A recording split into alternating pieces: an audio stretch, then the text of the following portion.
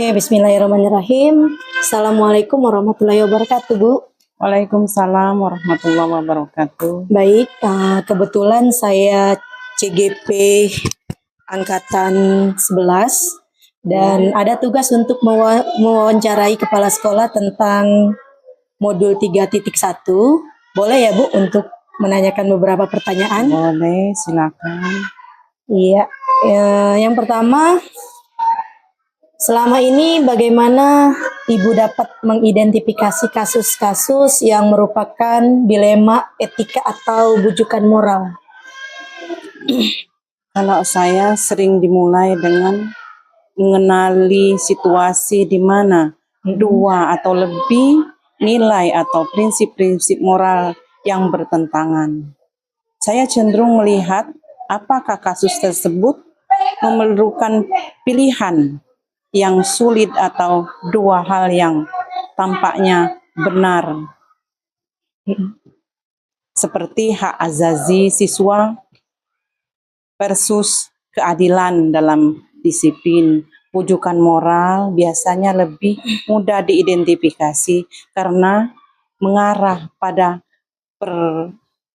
pengorbanan nilai untuk tujuan yang lebih praktis atau jangka pendek. Itu saja. Iya. Baik, Bu. Kemudian bagaimana Ibu menjalankan pengambilan keputusan di sekolah, terutama untuk kasus-kasus di mana ada dua kepentingan yang sama-sama benar atau sama-sama mengandung nilai kebajikan, Bu? Iya. Saya sering menggunakan pendekatan yang mengutamakan keseimbangan antara nilai yang saling bertentangan. Misalnya, saat ada kepentingan antara guru dan siswa, saya mempertimbangkan baik dampaknya terhadap pembelajaran siswa meliputi kewibawaan guru. Saya juga mencoba menggunakan prinsip yang berfokus pada kepedulian terhadap semua pihak yang terlibat. Meskipun kadang ini dapat dianggap berlebihan oleh beberapa orang. Itu saja. Baik, kemudian biasanya langkah-langkah atau prosedur seperti apa yang biasa Ibu lakukan selama ini?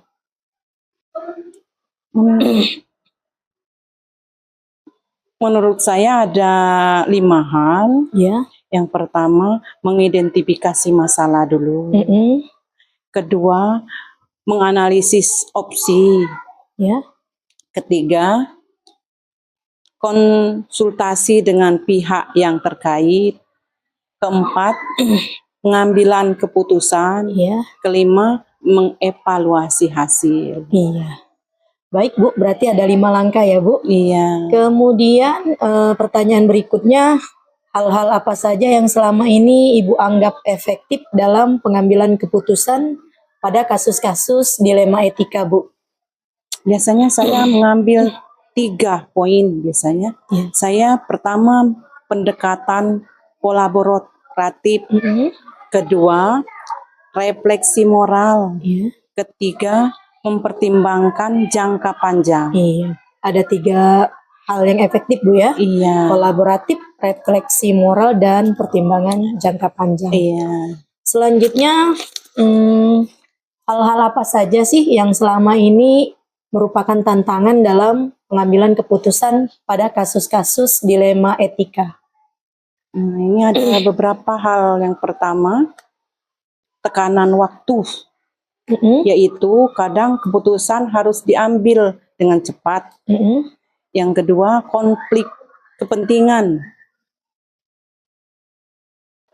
Ada kadang sulit menjaga keseimbangan antara kepentingan individu atau kelompok Iya. yang berseberangan. Yang ketiga, salah tafsir prinsip. Misalnya ketika pendekatan berbasis kepedulian dianggap oleh sebagian pihak sebagai kelemahan atau ketidakmampuan untuk mengambil keputusan tegas. Iya. Ada 3 ya Bu, Iya. tekanan waktu, konflik, kemudian salah tafsir prinsip. Iya. Selanjutnya, apakah Ibu memiliki sebuah tata kala atau jadwal tertentu dalam sebuah penyelesaian kasus dilema etika, atau apakah Ibu langsung menyelesaikan di tempat atau memiliki sebuah jadwal untuk menyelesaikannya sebagai bentuk atau prosedur yang seperti apa yang Ibu jalankan? Iya, mengenai jadwal penyelesaiannya saya cenderung fleksibel, Oh iya. tergantung pada urgensi masalah. Untuk kasus tersebut saya menyelesaikan secara langsung jika memungkinkan. Namun untuk masalah yang lebih kompleks, saya membuat waktu khusus untuk refleksi dan konsultasi. Iya. Berarti waktunya fleksibel ya, Bu. Iya. Kemudian, apakah ada seseorang atau faktor-faktor apa yang selama ini mempermudah atau membantu Ibu dalam mengambil sebuah keputusan dalam kasus-kasus dilema etika, Bu? Iya, faktor-faktor yang mempermudah proses pengambilan keputusan sering kali melibatkan dukungan dari kolega dan kepala sekolah, Mm-mm. serta adanya kebijakan sekolah yang jelas. Iya. Juga pengalaman pribadi yang dari kasus-kasus sebelumnya membantu saya lebih percaya diri dalam mengambil situasi berupa keputusan tadi. Iya, berarti pembelajaran dari pengalaman sebelumnya ya, Bu. Iya, iya. Baik, Ibu, pertanyaan terakhir dari saya, dari semua hal yang telah Ibu sampaikan, pembelajaran apa yang dapat Ibu petik dari pengalaman Ibu dalam mengambil keputusan dilema etika? Iya, pembelajaran yang terbesar dari pengalaman saya dalam mengambil keputusan dalam kasus dilema etika adalah pentingnya mempertahankan integritas Iya. dan nilai kebajikan, serta selalu mengingat dampak keputusan terhadap kejelasan semua pihak yang terlibat. Iya. Refleksi dan diskusi dengan rekan sejawat juga selalu memberikan wawasan baru yang membantu memperkuat kemampuan pengambilan keputusan. Iya. Intinya berkolaborasi dengan rekan sejawat ya, Bu, Ya, itulah seperti bawahan. intinya. Ya. Iya, terima kasih Bu atas waktunya. Saya akhiri, wabillahi taufiq wal hidayah. Assalamualaikum warahmatullahi wabarakatuh. Waalaikumsalam warahmatullahi wabarakatuh. Assalamualaikum warahmatullahi wabarakatuh. Salam guru penggerak. Perkenalkan, saya Ibu Rika Sriwayuni, calon guru penggerak angkatan 11 dari Kabupaten Musirawas Utara. Pada video kali ini, saya akan mewawancarai 2 kepala sekolah di lingkungan di mana saya bekerja untuk menyelesaikan tugas demonstrasi kontekstual modul 3.1, yaitu tentang pengambilan keputusan berbasis nilai-nilai kebajikan. Selamat menyaksikan.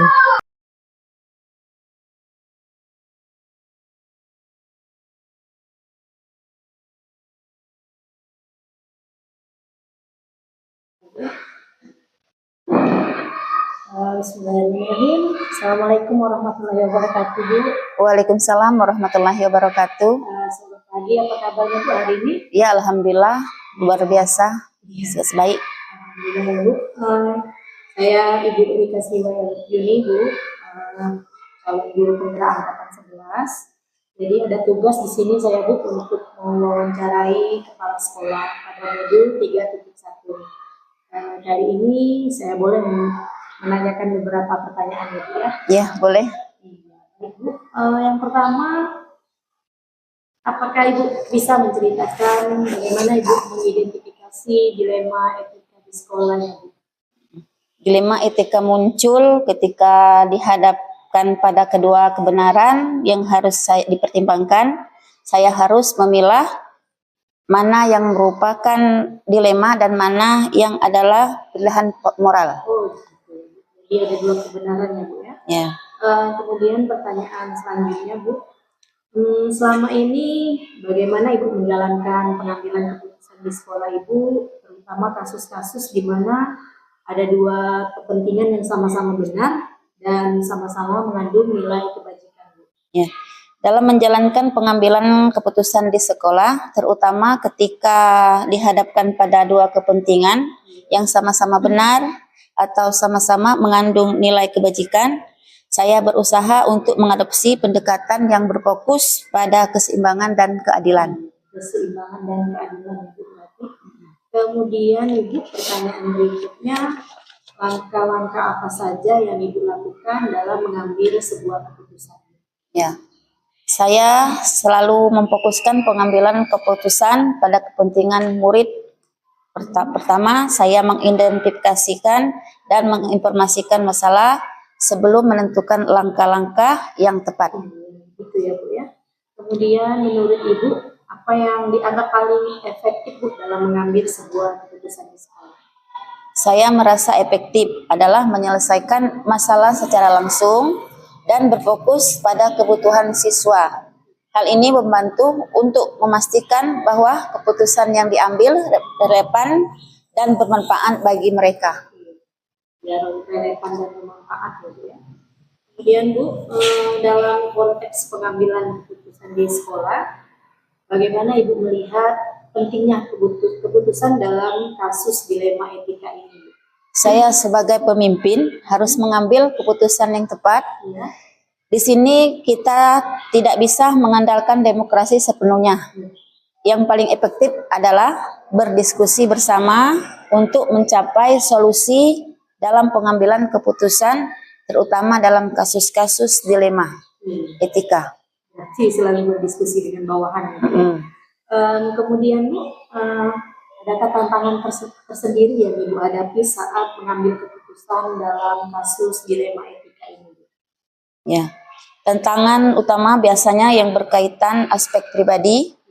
Kadang kita harus mengambil jalan tengah, tetapi jika bertentangan dengan pandangan pribadi seseorang, itu bisa menjadi masalah. Misalnya sudah ada kesepakatan, tapi kemudian muncul masalah baru dari keputusan yang munculnya. Iya, seperti itu biasa terjadi ya, Bu. Ya.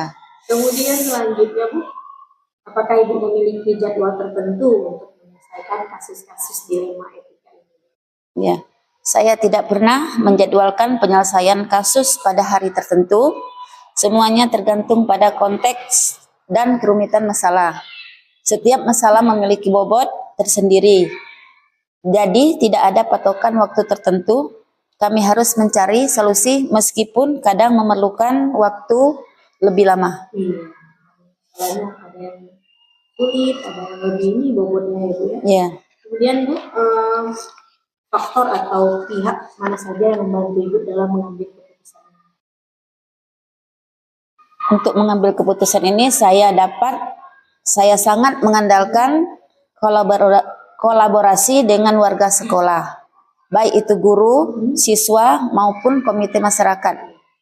Mereka semua bisa membantu dan menyelesaikan kasus-kasus etika. Baik, berarti ada warga, ada itu guru, komite dan juga siswa. Kemudian pertanyaan selanjutnya, Bu, dari pengalaman Ibu, apa pembelajaran yang bisa diambil dari proses pengambilan keputusan dilema etika ini? Ya, setiap masalah itu berbeda, jadi harus mampu menganalisa dan menyelesaikan secara spesifik. Saya tidak pernah mengambil keputusan sendiri. Kami selalu mendiskusikan masalah secara bersama. Yang terpenting adalah tidak terburu-buru dalam mengambil keputusan, karena setiap keputusan harus dipertimbangkan dengan matang. Harus dipertimbangkan benar-benar ya, Bu ya. Baik Ibu, terima kasih atas wawancaranya Bu, atas waktunya. Kira-kira ada pesan terakhir Bu dari yang bisa diambil dari hasil wawancara kita hari ini, Bu? Ya, terima kasih juga kami. Semoga informasi ini bermanfaat. Jangan ragu untuk terus berdiskusi dan berbagi pengalaman dalam mengambil keputusan di lingkungan sekolah kami. Iya, baik Bu. Terima kasih. Saya akhiri. Assalamualaikum warahmatullahi wabarakatuh. Waalaikumsalam warahmatullahi wabarakatuh.